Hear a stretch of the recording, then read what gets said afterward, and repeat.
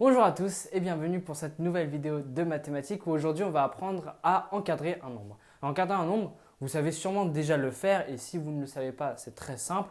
Encadrer, ça consiste tout simplement à prendre un nombre plus petit et un nombre plus grand et intercaler le nombre en question. Donc regardez, par exemple, on va prendre ce nombre-là, 344,576.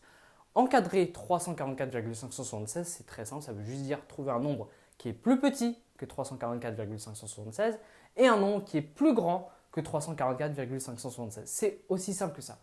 Or, en réalité, ce n'est pas si simple que annoncé puisque en fait, l'exercice vous demandera de trouver un encadrement spécifique, soit en fonction de l'unité de ce chiffre-là, soit en fonction du dixième de ce chiffre, soit en fonction du centième de ce chiffre. Et alors, qu'est-ce que ça veut dire? Alors, tout d'abord, il faut faire un rappel sur ce qu'est une unité, un dixième, un centième. C'est un rang. Vous êtes bien au courant que ici, on retrouve les unités. Ici, on retrouve les dizaines, pas les dixièmes. Et ici, on retrouve les centièmes. Mais de l'autre côté de la partie décimale, on retrouve aussi des dixièmes cette fois-ci. Là, on retrouve des centièmes et là, on retrouve des millièmes. Et donc, de cette manière-là, cette petite notation va nous permettre de faire des encadrements très précis. Soit on va s'arrêter, l'encadrement va s'arrêter juste ici, on ne va pas prendre en considération les autres parties. Et donc là, à partir de là, ça voudrait dire un encadrement à l'unité. Soit on va s'arrêter ici dans notre encadrement, puisqu'on s'arrête au dixième. Donc on ne va pas regarder le 7 et le 6, en fait, on va pas regarder ça. Et soit on va faire un encadrement au centième, et donc en fait, à partir de ce moment-là, on ne va pas regarder la partie des millièmes, mais tout ce qu'il y a avant. Donc, c'est parti, on va commencer par l'encadrement à l'unité. Qu'est-ce qu'on va faire? Eh bien, tout comme pour les encadrements assez basiques, on va d'abord recopier le chiffre ici, je le recopie tel qu'il est. Et je vais ajouter mes petits crocodiles, mes petites inégalités, ce qu'on appelle des inégalités ou des crocodiles. Moi, j'aime bien appeler ça des crocodiles. Donc, nos crocodiles. Alors, qu'est-ce que ça veut dire ici? Ça veut dire qu'ici, moi, je dois mettre un chiffre qui est plus petit que ce chiffre-là. Et de ce côté-là, je dois mettre un chiffre qui est plus grand que ce côté-là. Comme je vous l'avais dit, c'est vraiment le principe de l'encadrement. Donc, pour l'encadrement à l'unité, je vais m'arrêter ici, puisque c'est les unités. Donc, je vais, pour trouver en fait le chiffre le plus petit de ce côté-là, c'est très simple. Vous prenez exactement le même chiffre et vous vous arrêtez là où on vous demande de vous arrêter, c'est-à-dire aux unités. Voilà, c'est tout. C'est ultra, méga, giga simple.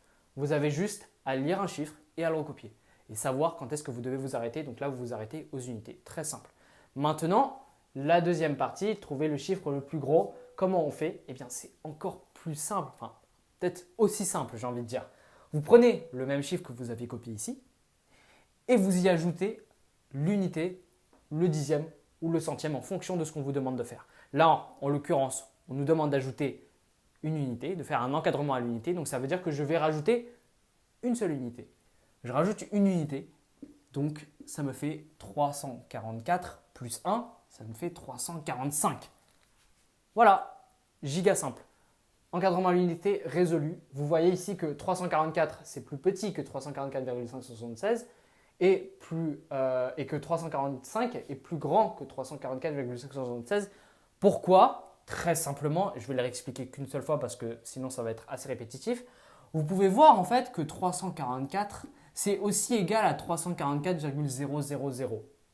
Et on remarque ici que 345, c'est nanana. C'est pas parce qu'en gros un chiffre est plus long qu'il sera plus grand. Parce que j'aurais beau mettre par exemple 576 et avec, je sais pas, 10 000 zéros, ça ne changera absolument rien à ma valeur mathématique. Ça ne changera rien à la valeur du nombre. Ce sera toujours le même nombre. Ben là, c'est la même chose. J'ai rajouté ici 3 zéros. Mais ça ne sert pas vraiment à grand chose, c'est des zéros inutiles. Mais on peut, grâce à ces zéros inutiles, remarquer que 344, il est plus petit que 344,576.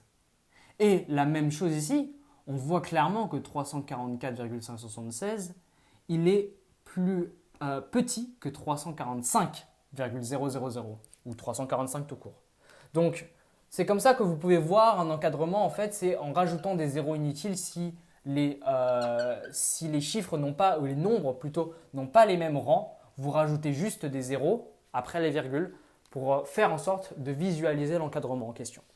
Donc maintenant, on passe au dixième. Comme je vous l'ai dit, on recopie le chiffre qu'on essaye d'encadrer. Donc là, je suis juste en train de copier ce chiffre-là, pas de piège.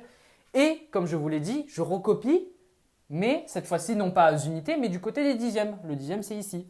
Donc du coup, je prends 344,5. Hop, voilà, c'est tout. J'ai juste copié et je me suis arrêté au dixième.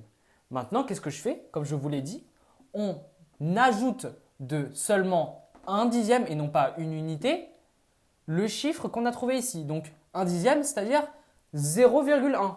Et 0,1, ça me donne donc 0,6 parce que 344,5 plus 0,1 me donne 344,6. Et voilà, mon encadrement est terminé.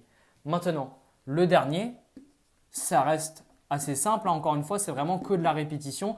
Vous allez en faire plein, hein, des exercices comme ça. Donc, c'est important de se familiariser avec ce type d'exercice. Donc, maintenant, encore une fois, technique ultra simple.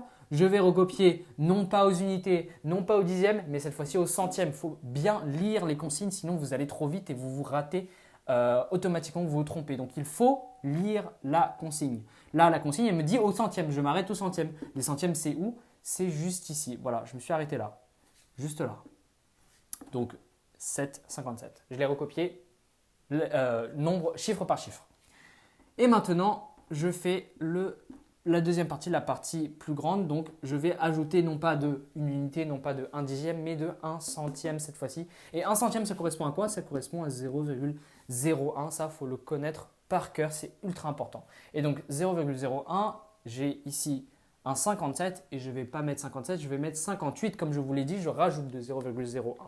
Donc voilà, cette vidéo est terminée. J'espère qu'elle vous aura plu, j'espère qu'elle vous aura aidé et je vous verrai pour d'autres vidéos.